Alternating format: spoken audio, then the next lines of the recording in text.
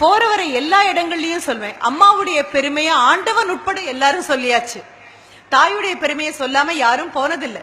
அது மனித உருவத்துல வந்திருக்கக்கூடிய தாயாக இருந்தாலும் சரி, அல்லது பூனையோ நாயோ காக்காயோ குருவியோ எந்த இனத்துல தாய்மை ஏற்றுக்கொண்ட அந்த பெண்ணாக இருக்கக்கூடிய எல்லாவற்றையும் புகழ்ந்து புகழ்ந்துதான் காலங்காலமா பேசிட்டே வரும்.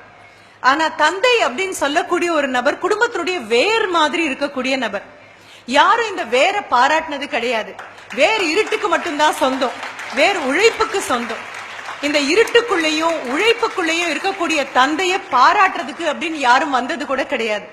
நீங்க மரம் பச்சையா இருக்குன்னு சொல்லுவீங்க, ஆஹா கிளை எவ்வளவு ஆரோக்கியமா இருக்குன்னு சொல்லுவீங்க, இலைகள் எவ்வளவு பசுமையா இருக்குன்னு சொல்லுவீங்க, பூ எவ்வளவு அழகா இருக்கு, மொட்டை எவ்வளவு அழகா இருக்கு, காய் எவ்வளவு ஆரோக்கியமா இருக்கு, கனி எவ்வளவு சுவையா இருக்கு அப்படின்னு கை கொட்டி நாம அத்தனை பேரும் பாராட்டுவோம். பக்கத்துல நின்று புகைப்படம் கூட ஏத்துக்குவோம்.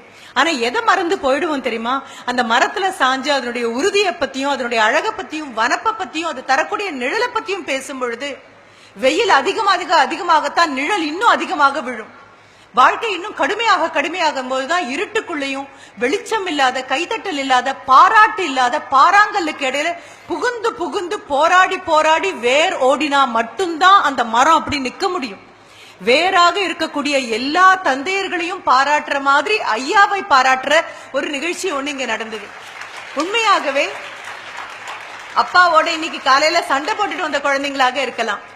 இந்த அப்பா எப்பவுமே இப்படிதாம்மா, நான் என்ன பண்ணாலும் என்ன பாராட்டவே மாட்டேங்கிறாருன்னு அம்மா தோல்ல சாஞ்சுகிட்டு கண்ணை கசக்கிட்டு வந்த குழந்தைங்களாக இருக்கலாம். இந்த அப்பாட்ட நான் பேசவே மாட்டேன் அப்படின்னு சொல்ற குழந்தையாக இருக்கலாம்.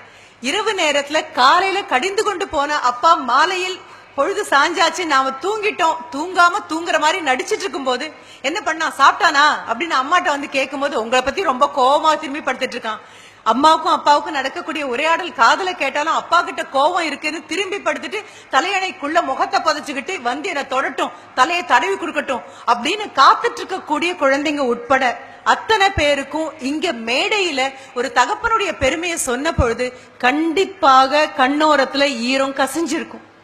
என்ன காரணம் அப்படின்னா, கொண்டாடப்படாம நீங்களும் நானும் கொண்டாடணும்னு காத்து நிக்காம அம்மா மாதிரி என்னுடைய குழந்தைன்னு 10 மாசம் சுமந்து பெற்ற கணக்கு மீண்டும் மீண்டும் சொல்லாம தோள்லையும் மனதிலையும் கனவுலையும் தூக்கி நடக்கக்கூடிய இறைவனின் ஒரு உருவம் ஒண்ணு இருக்கும் அப்படின்னு சொன்னா எல்லார் வீட்லயும் உலவிட்டு இருக்கக்கூடிய நெடும் தூணாக அஸ்திவாகமாற இருக்கக்கூடிய தந்தை தான்.